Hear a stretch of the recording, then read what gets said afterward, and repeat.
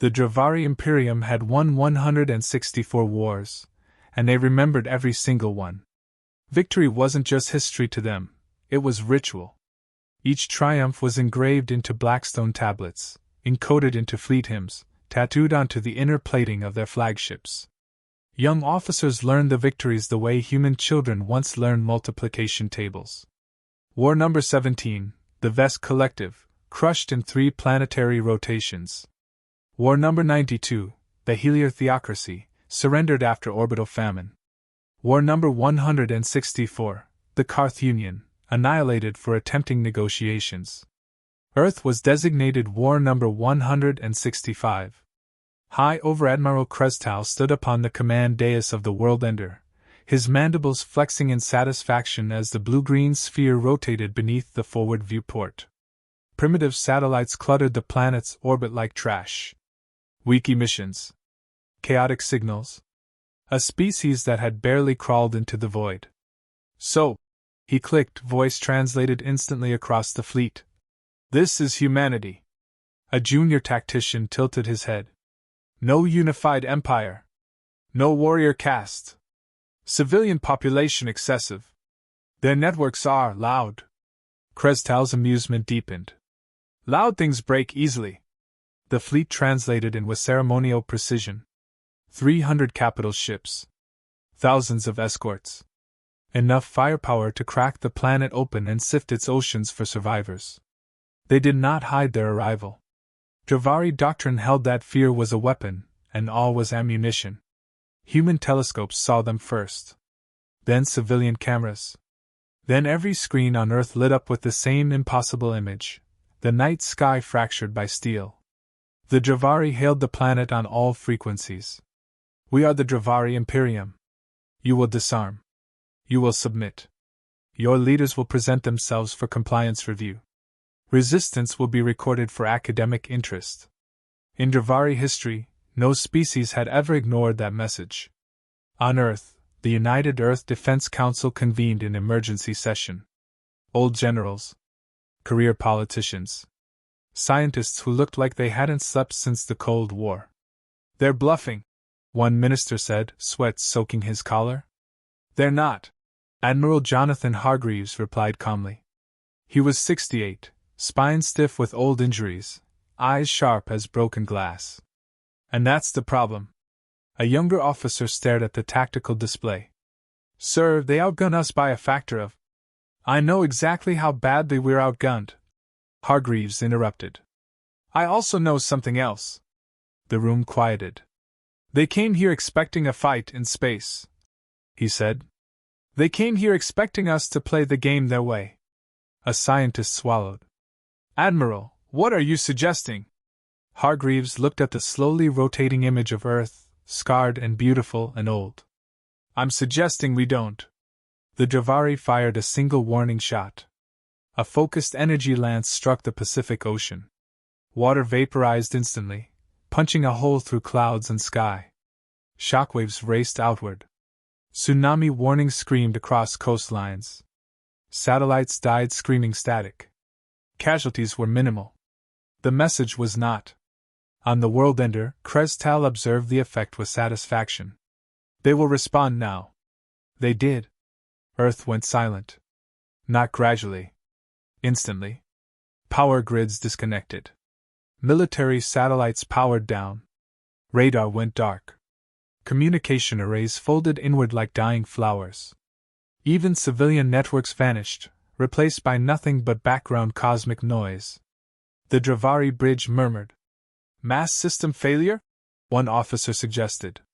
No, another corrected. This is deliberate. Krestal leaned forward. Fear. He ordered the advance. Dropships streaked toward the surface, their hulls glowing as they cut through atmosphere. Target zones were chosen for symbolic impact: capitals, industrial hubs, known military bases. Resistance was expected. Dravari Marines readied themselves for glorious combat. Instead, they found emptiness. Cities evacuated with eerie precision. Bases abandoned moments before impact. Power signatures vanished seconds before Dravari weapons locked on. Cowards! One Marine snarled as his unit secured a deserted installation. Then the ground detonated beneath them. Old missile silos, Cold War relics long dismissed as obsolete, split open, not to launch nuclear warheads, but something far uglier. Kinetic cannons roared, firing tungsten slugs at hypersonic velocity. Dravari armor failed catastrophically. Bodies came apart in sprays of purple and black. From hidden bunkers emerged humans in patched uniforms, faces lined, eyes burning. "Targets in the open!" one shouted, laughing like a madman. Dravari command scrambled. "How did they hide this?" "They didn't," Krestal hissed as reports flooded in. "We didn't look." Across Earth, similar nightmares unfolded. Highways collapsed into kill corridors. Forests erupted with camouflaged artillery. Even cities fought back, buildings collapsing in controlled cascades to funnel invaders into slaughter zones. Human soldiers didn't shout battle cries. They cracked jokes. "Welcome to Earth! Hope you brought sunscreen! You boys lost?" The Dravari advanced anyway. They always advanced. But something felt wrong. Human resistance didn't surge, it waited. Engagements were short, brutal, and then the humans vanished again. No attempts to hold territory. No desperate last stands. Just calculated violence and withdrawal. On day 3, Krestal received the first loss report that made his mandibles twitch. A cruiser had gone missing in low orbit. No debris. No energy spike. No distress call. Just gone. "Malfunction?" he demanded. "No, Over-Admiral," the sensor chief replied, shaken. "Space where it was now registers as empty. As if it was never there." Krestal stared at the tactical map. "One ship means nothing," he said. "Continue the operation." Far below, Admiral Hargreaves watched feeds scroll past in an underground command center that smelled of old concrete and burnt coffee. "They're committing exactly as predicted," an analyst said. Hargreaves nodded. "Good. Let them." A younger officer frowned. "Sir, when do we counterattack in space?" Hargreaves smiled, slow and grim. "We already did," he said. "They just haven't realized it yet." Above Earth, the Dravari fleet tightened its grip, confident in its numbers, its history, its 164 victories. They had no idea they weren't fighting a war. They were being lured. By the 7th day of the invasion, the Dravari Imperium stopped celebrating. The initial projections, swift planetary compliance, ceremonial executions, a new victory etched into Blackstone, had evaporated under a mountain of casualty reports. Human resistance refused to behave. It didn't escalate linearly. It spiked, vanished, then returned somewhere else entirely, sharper and better informed. High Over-Admiral Krestal studied the loss matrix in silence. "Repeat the numbers," he ordered. The tactical overseer hesitated. "Ground force attrition at 38%. Armored divisions at 41. Air superiority, contested." Krestal's mandibles flexed in irritation. "By what? Their aerospace craft are inferior." "Yes, Over-Admiral," the overseer replied carefully. "Individually. Human aircraft didn't dogfight. They ambushed. They emerged from radar shadows, fired, and vanished into terrain or weather systems that Dravari sensors filtered out as irrelevant noise. Old engines. Dumb munitions. Pilots who flew like they were already dead. One Dravari ace, moments before his craft disintegrated, transmitted a single stunned phrase. "They rammed me." On the ground, it grew worse. Dravari patrols began encountering human units that didn't retreat when outmatched. They baited. A squad would appear, exchange fire, then flee, leading Imperium troops into zones where the environment itself became a weapon. Avalanches triggered by artillery. Swamps ignited into chemical firestorms. Cities that seemed empty until walls exploded outward, revealing human fighters firing from apartments, sewers, subways, places no civilized military would ever use. The humans turned their own planet into a predator. Krestal ordered escalation. Orbital suppression intensified. Human cities burned. Millions died. The Imperium expected morale collapse. Instead, human broadcasts began to leak through the silence. Not official channels. Old pirate bands. Emergency frequencies. Half-forgotten radio stations broadcasting from bunkers powered by generators older than the Imperium itself. One transmission looped endlessly. 164 wins? That all? Another featured laughter. Real laughter. Rough, hoarse, and unmistakably human. The first ship vanished on day 9. A strike cruiser in geosynchronous orbit above Africa simply ceased to exist. No explosion. No debris. No residual energy signature. Sensors recalibrated twice, then flagged the space as anomalously empty, as if reality itself had been edited. Krestal slammed a claw into the console. Explain. Unknown human weapon, the science cast replied. Possibly spatial manipulation. We detect no precursor emissions. Another cruiser vanished 2 hours later. Then a carrier. Fleet formations tightened. Ships clustered for mutual defense. That only made it worse. Human counterattacks began in orbit, but not with human ships. Dravari Marines on the destroyer Claw of Dominion reported internal alarms. Gravity fluctuations. Hull breaches from inside the vessel. Boarding pods, Dravari design, slammed into their own ship. Human voices echoed through Dravari corridors, distorted by alien acoustics. Clear left! Watch the ceiling, these guys like dropping from above. Hey, this one's still warm! The Marines fought viciously. They died anyway. The Claw of Dominion vanished from Dravari tactical displays 5 minutes later. Krestal finally understood. They are taking our ships? He hissed. The realization spread like rot. Humanity hadn't tried to match the Imperium in space because it never intended to. Every disabled vessel was being captured, not destroyed. Every missing ship fed an expanding shadow war invisible to standard sensors. In a buried command center beneath the Rocky Mountains, Admiral Hargreaves watched as new icons appeared on a classified display, alien hulls, tagged and catalogued. A civilian scientist beside him exhaled in awe. It works. Hargreaves didn't smile. It was always going to work. The hard part was waiting long enough for them to commit. Sir? An aide said uneasy. They're killing millions. I know, Hargreaves replied quietly. They always do. That's why this has to end forever. By day 14, human weapons punched through Dravari shields with alarming efficiency.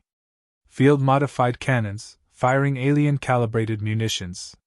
Captured energy systems bolted onto human frames with brutal pragmatism. The Dravari adapted. They always did. But this time, humanity adapted faster. A Dravari commander opened a channel to Earth, his voice tight with controlled fear. This conflict exceeds acceptable parameters. State your surrender terms. The reply came from an unidentified human source, voice calm and almost amused. Surrender? It said. No. This is what we call learning on the job. The channel cut. Minutes later, the Dravari's hyperspace beacons flickered, then failed entirely. Navigation officers screamed as calculations returned impossible results. Space folded in on itself. Escape vectors collapsed into dead ends. Across the fleet, the same message appeared on every display, written in crude Dravari glyphs. Welcome to Earth's backyard. High over Admiral Krestal stared at the words, something like disbelief creeping into his ancient eyes. For the first time in 164 wars, the Dravari Imperium was no longer advancing. It was trapped. And the humans were still learning. The Dravari Imperium had doctrines for everything. Insurrection. Planetary pacification. Biological resistance. Even the psychological collapse of enemy command structures had its own neat subsections and footnotes. There was no doctrine for a war where the battlefield itself refused to behave. By day 21, Dravari Command could no longer tell where front lines were supposed to be. Humanity had erased the concept. Captured ships, once taken, did not reappear in combat. They vanished into blind zones where Dravari sensors returned only mathematical nonsense. But the effects of those ships returned everywhere. Human strike craft suddenly carrying Dravari-grade shielding, human rail cannons firing munitions tuned perfectly to alien weaknesses, boarding teams arriving with intimate knowledge of Imperium's ship layouts. The Imperium was bleeding knowledge. High Over-Admiral Krestow convened an emergency council aboard the Worldender. The chamber was filled with senior warforms and caste leaders, their confidence eroded into something brittle and dangerous. "This is no longer acceptable loss," growled the logistics primarch. "We are consuming reserves faster than replacement. They are using our own vessels against us." Another spat. "This is heresy." Krestow raised a claw, silencing them. "Then we withdraw." The word fell like a fracture. Withdrawal was not defeat in Dravari culture. It was unwritten. Something that had never required a word because it had never been needed. "We will disengage," Krestow continued, mandibles tight. "Regroup beyond this system. Reevaluate." Orders rippled through the fleet. They never executed. Hyperspace drives failed to engage. Navigation solutions dissolved into paradox. Escape vectors led ships into crushing gravity wells or folded back on themselves like mockery. The Imperium was caged. Humanity chose that moment to speak, officially. A single transmission cut through all frequencies, carried not by pirate relays or half-dead satellites, but by something new. Something heavy. Something confident. Admiral Jonathan Hargreaves appeared on Dravari displays, standing straight in a dark uniform stripped of medals. "You should have studied us more closely," he said, voice steady.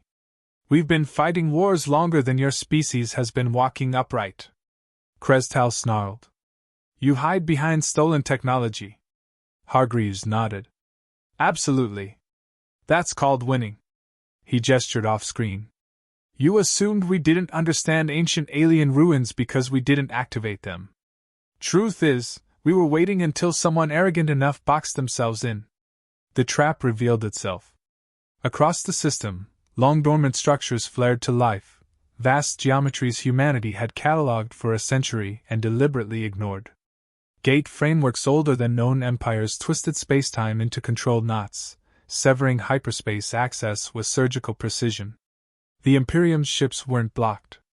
They were redefined, their understanding of movement rendered obsolete. Panic finally broke discipline. Dravari captains attempted blind jumps. Some vanished. Others emerged fused into molten wreckage. One battlecruiser inverted inside out, its crew crushed into nothing by physics that no longer cared. Human forces moved in. Not en masse. In pieces. Small groups. Surgical strikes. Boarding teams cut through Dravari vessels with brutal efficiency.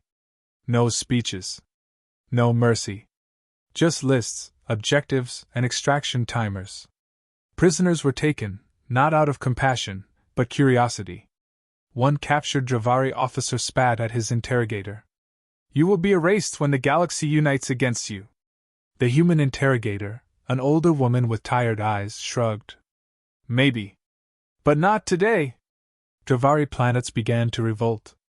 Word of the Imperium's struggle spread faster than censorship could kill it. Subject species saw weakness for the first time in generations. Fleets recalled to suppress rebellion never arrived, lost in Earth's gravity maze or ambushed by human-aligned privateers who smelled blood. The Imperium's image, invincible, inevitable, collapsed. Krestow watched his empire unravel from the bridge of the Worldender. "End it," he commanded. "Planet crack Earth if we must." The weapons charged. They never fired. A human voice cut into the bridge, casual and infuriatingly close. "Admiral, check your rear hull." Krestow turned just as human breaching charges detonated through the flagship's spine. The Worldender shuddered, systems failing in cascading waves. Gravity stuttered. Power died. Human Marines flooded the bridge, weapons raised. Their leader removed his helmet, a graying man with a crooked smile. "Name's Walker," he said. "You don't surrender, do you?" Krestal straightened, mandibles dripping ichor. We do not. Walker nodded. Yeah. We noticed. He gave the signal. The world ender vanished, not in flame, not in glory, but folded neatly into nothing, consumed by a human-built singularity engine powered by stolen alien math and human spite.